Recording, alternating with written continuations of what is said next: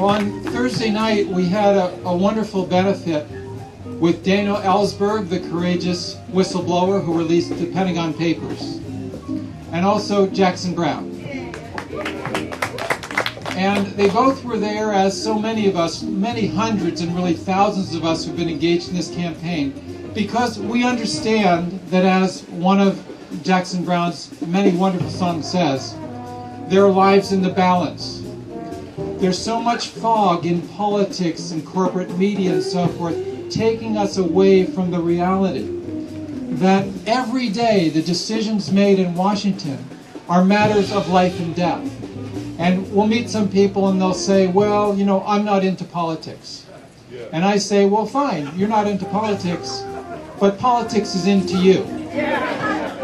All you got to do is go in the kitchen and literally turn on the tap and drink water.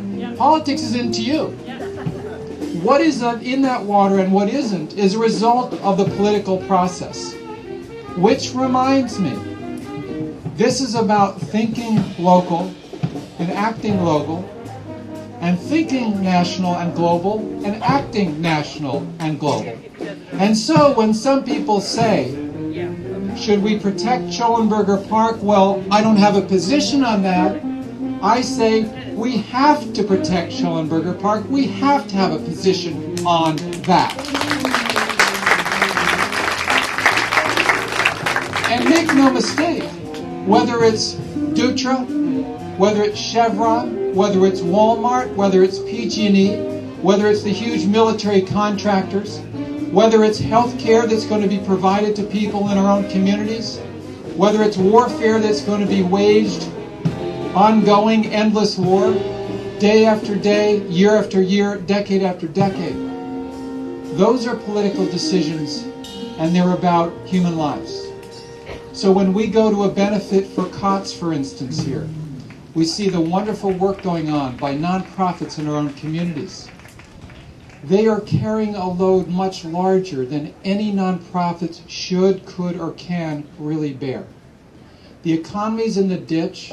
Main Street continues to suffer, while Wall Street is posting record profits. That is absolutely wrong, and we refuse to accept it.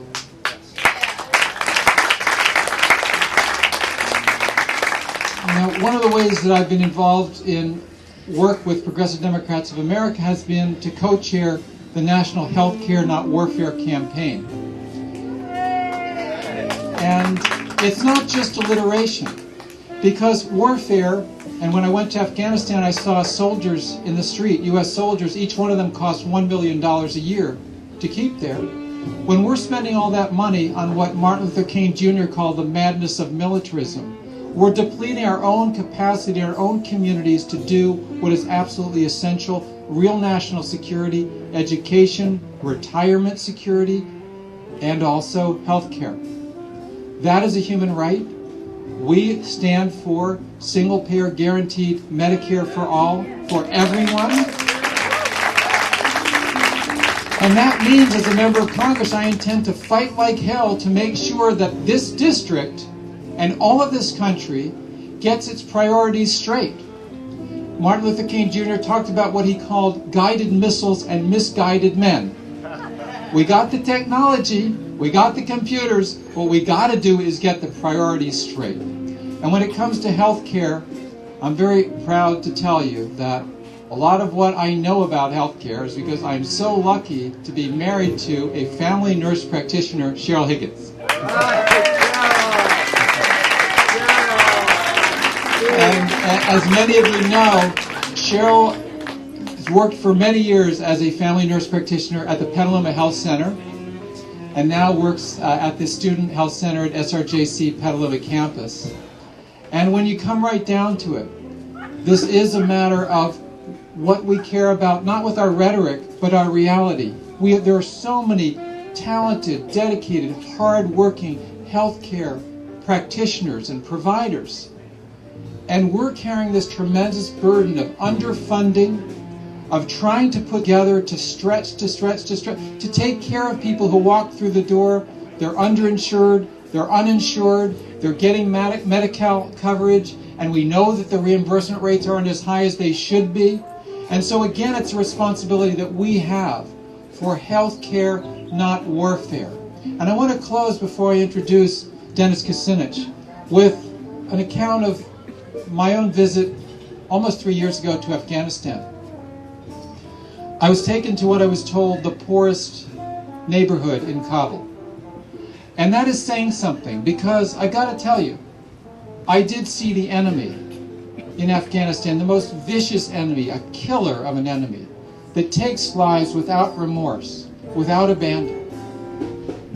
It's called poverty. The infant mortality rate, the childhood death rate, the maternal death rate, through the roof, all over Afghanistan. And it's again about priorities.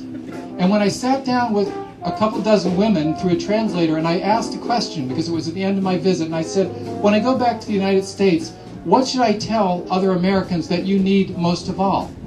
And the translator went around the room, and then after hearing from every woman there, said that they all answered with one word: peace. In our country, the news media try to encourage us, oh, you're not realistic. You're talking about peace. That's not being realism here. But the reality is that no matter what sort of messages we get, in so much of the world, and really for the whole world, peace is not this wispy platitude. It is a lifeline. It is literally a lifeline that makes everything else possible. It's a prerequisite. And if there's one member of the U.S. Congress who consistently has spoken out for peace, who's taken the brickbats, well, there are several. One is Lynn Woolsey, one is Barbara Lee, and the other is Dennis Kucinich.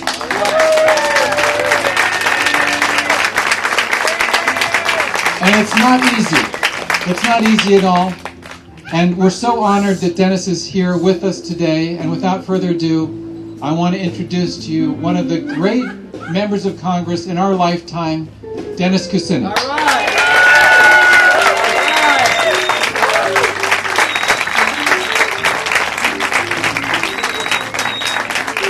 Let's hear it again for the next congressman.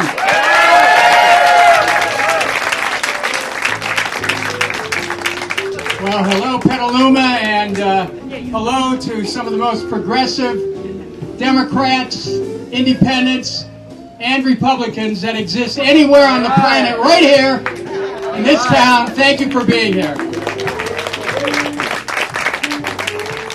And I want to thank each and every one of you over the years for the support that I've received from this community. I'm mindful of it.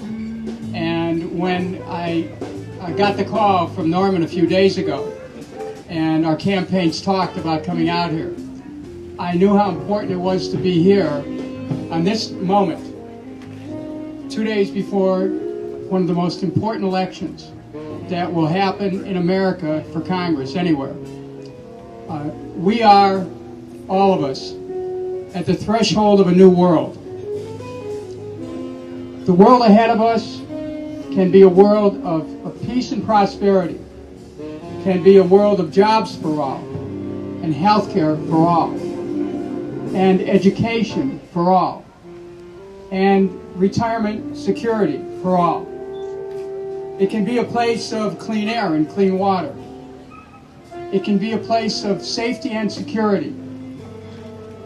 But in order for us to get from the condition that we're in today, which is really the opposite of all that, to that new world that we know is possible, we need individuals who carry within their heart and their soul a knowledge of what the possibilities are, a knowledge of what it would mean to step from the shadows into the sunlight, to be able to not just imagine, but to call forth that new world, and to do it from the highest hill in the land on Capitol Hill. Norm Solomon is the one candidate of all the candidates who are running in the United States who I can say confidently that he will lead the way forward to that new world, to that new country that we know is possible.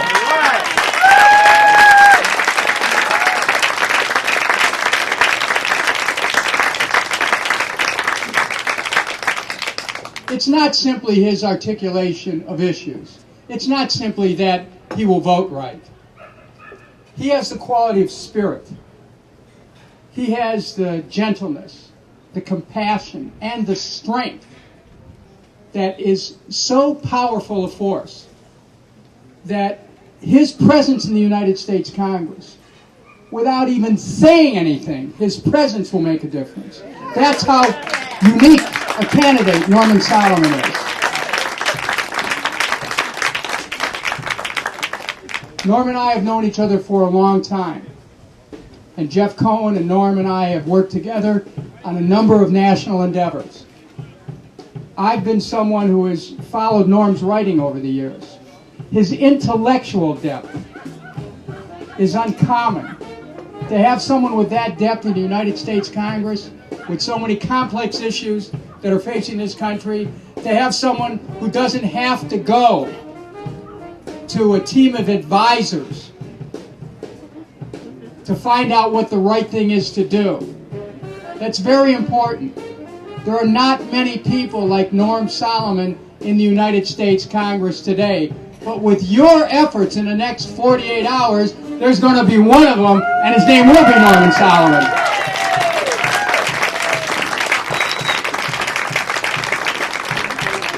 Now, there's a close race here, and all of you know it. That's why you're here. That's why I'm here, because it's a close race. And I know that the phone calls that you'll be making and the contributions that you can make can be instrumental in Norm making it into that runoff. I believe he will make it in a runoff, but it's going to be with the help of people who are here, with what you can do. We have 3 more days to make phone calls, Sunday, Monday, Tuesday, to get that vote out. We have 3 more days to collect contributions, today and tomorrow and Tuesday, to help cover the bills of the campaign. We have envelopes that are going to be passed out here, and I would ask that you would give generously to Norman's campaign. It's going to make a difference. Every dollar counts right now. It enables that last-minute message to be that much more powerful. And every phone call counts. When people are contacted directly, it makes a difference. Not just the robocalls, but direct voter-to-voter contact. It matters. That's why your presence here today means so much. I want you to spend some time thinking about the kind of country that we want. I've seen what's happened in America for the last 16 years. I've seen the aspirations of people for peace just destroyed. I've seen the aspirations for economic justice set back. I've seen the aspirations for single-payer health care put on hold. I've seen Wall Street move in to try to advance towards privatization of Social Security. I've seen all that. And as I leave the Congress in January, I want to make sure there's at least one person there who's going to fight back, who won't only rage against the dying of the light, but who will bring new light to the United States Congress. And that is my friend, your friend, and your next Congressman, Norman Solomon. Let's hear for Norm. Let's work for Norm. Let's contribute to Norm. And let's make sure that he's the next Congressman from this area. Thank you very much for all of your efforts over the years. I look forward to continuing to work with you to put Norm in the Congress. Thanks again. Norm, come up here.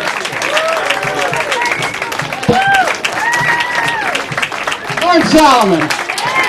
Let's hear it. Next Congress.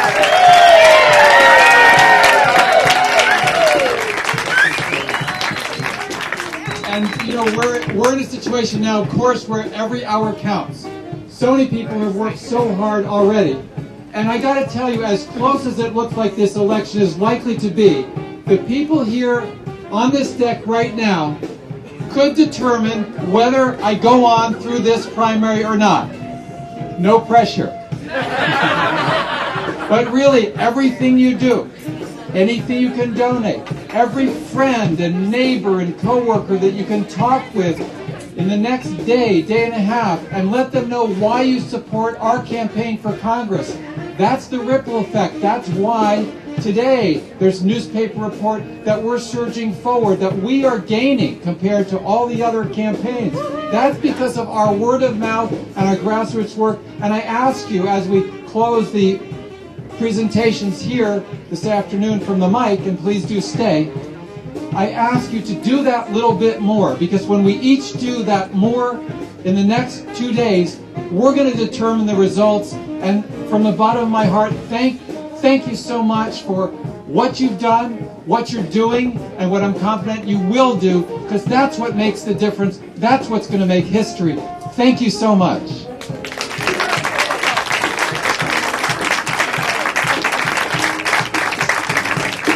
And it just so happens that Dennis and I hope you as well, will join us in the room there through the restaurant. And of course, I hope to see you at Applebox Restaurant, this wonderful community institution. Let's support Applebox.